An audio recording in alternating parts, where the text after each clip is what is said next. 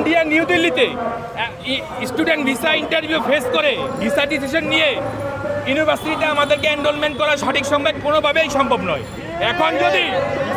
এখন যদি ইন্ডিয়া আমাদের ভিসা সুনিশ্চিত করে, ওই ইন্ডিয়ান ভিসা দিয়ে আমাদের কিচ্ছু করা থাকবে না, কারণ আমাদের অ্যাপয়েন্টমেন্ট ডেট অলরেডি ডিসেম্বর চলে গেছে, ডিসেম্বর শেষ।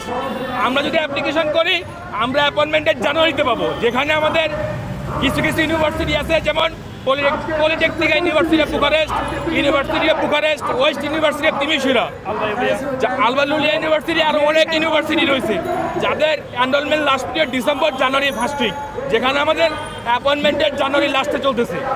সো আমাদের পক্ষে ইন্ডিয়ান ভিসা কোনোভাবেই সম্ভব না, যদিও পাই অবশ্যই ইন্ডিয়ান ভিসা দরকার, কারণ কিছু কিছু স্টুডেন্ট আছে যাদের অলরেডি অ্যাপয়েন্টমেন্ট ডেট নেওয়া আছে, কিন্তু 70% স্টুডেন্ট যাদের এখনও অ্যাপয়েন্টমেন্ট ডেট নেওয়া নাই, কিন্তু অলরেডি অ্যাপয়েন্টমেন্ট ডেট ডিসেম্বর চলে গেছে, জানুয়ারি শুরুতে চলে গেছে।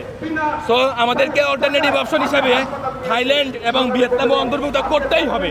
আমাদের অল্টারনেটিভ অবশ্যই লাগবে এবং এটা মানে ম্যান্ডেটরি হয়ে গেছে আমাদের জন্য। যদি আমরা ইউনিভার্সিটি এনরোলমেন্ট ডেট ধরতে চাই, দেশের বাইরে গিয়ে পড়াশোনা করতেই চাই, তাহলে অবশ্যই আমাদের এখন বর্তমানে অল্টারনেটিভ ছাড়া কোনো উপায় নেই।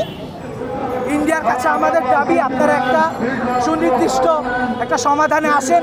আর দ্বিতীয়ত, যারা ইন্ডিয়াতে যেহেতু হইতেছে না, আমাদের অনেক অ্যাপ্লিকেন্ট আর ওনাদের স্লট অনেক কম, সেক্ষেত্রে আমাদের বিপরীত যে দুইটা দেশ বা আমরা এখানে শ্রীলঙ্কার কথাও দাবি করতেছি, আপনারা শ্রীলঙ্কাও আমাদের কিছু স্লট দেন, থাইল্যান্ড এবং ভিয়েতনাম পুনরায় চালু করে দেন। উপদেষ্টা মহোদয়গণের দৃষ্টি আকর্ষণ করে বলতে চাচ্ছি, আমরা যারা ইউরোপীয় স্টুডেন্ট আছি, আমরা এখানে সবাই অ্যাপ্লিকেন্ট। অলরেডি আমরা আমাদের ইউনিভার্সিটিতে টাকা পেমেন্ট সহ সমস্ত প্রসেস আমরা কমপ্লিট করে রেখেছি। এমতো অবস্থায় আমরা আমাদের এম্বাসি ফেস করার কোনো ওয়ে আমরা খুঁজে পাচ্ছি না।